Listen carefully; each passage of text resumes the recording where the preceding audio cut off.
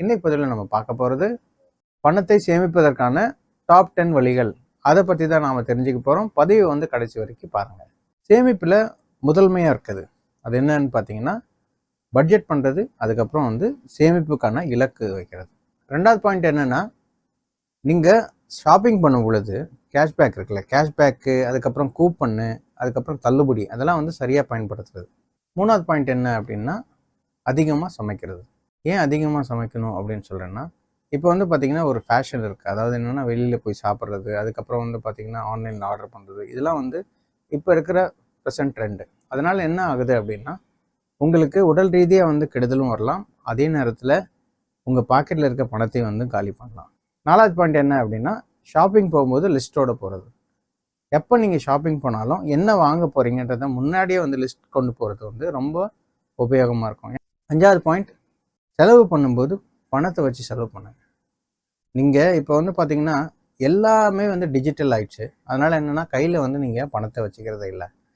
கையில் நீங்கள் பணம் வச்சு நீங்கள் செலவு பண்ணும்போது தான் அதுக்கான பெயின் உங்களுக்கு ஃபீல் பண்ணுவீங்க. ஸோ ஆல்வேஸ் வந்து என்ன எக்ஸ்பென்ஸ் பண்ணாலும் உங்களால் முடிஞ்ச அளவுக்கு வந்து கேஷ் வச்சு பண்ணுங்கள். ஸோ தட் உங்களுக்கு வந்து நீங்கள் எக்ஸ்பென்ஸ் பண்ணுறது வந்து குறைவாக வந்து நடக்க ஆரம்பிக்கும்.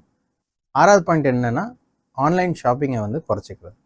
ஆன்லைன் ஷாப்பிங்கை எப்படி குறைக்கிறது? நீங்கள் என்ன பண்ணணும் அப்படின்னா, உங்களுக்கு எந்த விதமான ஆப்பில் நீங்கள் வந்து நோட்டிஃபிகேஷன் செட் பண்ணியிருந்தாலும் அந்த நோட்டிஃபிகேஷனை வந்து முதல்ல கேன்சல் பண்ணுங்கள். ஏழாவது பாயிண்ட், போக்குவரத்து மற்றும் எரிபொருள் சேமிப்பு.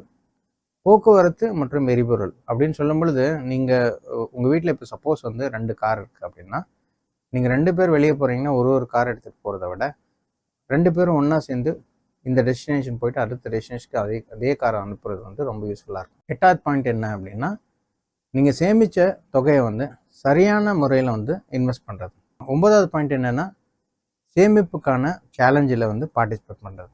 நிறைய சேலஞ்சஸ் இருக்குது. அதாவது என்னென்னா, நம்ம மனுஷ இயல்பு என்னென்னா, ஏதாவது ஒரு போட்டின்னு நினச்சி நம்ம பண்ணால் தான் நம்மளால் வந்து சேமிப்பு வந்து அதிகமாக பண்ண முடியும். 10வது பாயிண்ட் என்ன அப்படின்னா, எந்த ஒரு புது கடனும் இந்த வருஷத்தில் வாங்கக்கூடாதுன்னு முடிவு பண்ணிக்கோங்க. இந்த டிப்ஸ் உங்களுக்கு பிடிச்சிருந்துச்சுன்னா லைக் பண்ணுங்கள், ஷேர் பண்ணுங்கள். உங்களுக்கு இந்த 10 பாயிண்டில் எந்த பாயிண்ட் பிடிச்சிருக்கோ கமெண்ட் பாக்ஸில் வந்து கமெண்ட் பண்ணுங்கள். நன்றி, வணக்கம். உங்கள் நண்பன் எஸ் திருமணி கண்ணன், பணவள ஆலோசகர்.